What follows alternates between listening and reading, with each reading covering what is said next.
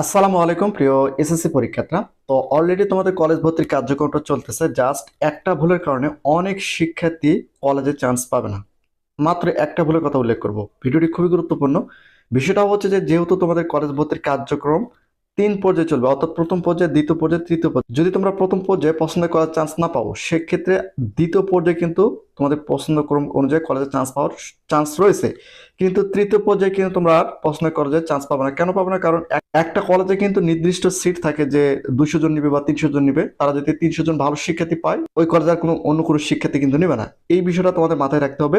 আর যে একটা ভুলের কারণে শিক্ষার্থীরা পছন্দ করার চান্স পান, সেটা হচ্ছে তার এসএসসি পরীক্ষার জিপিএ।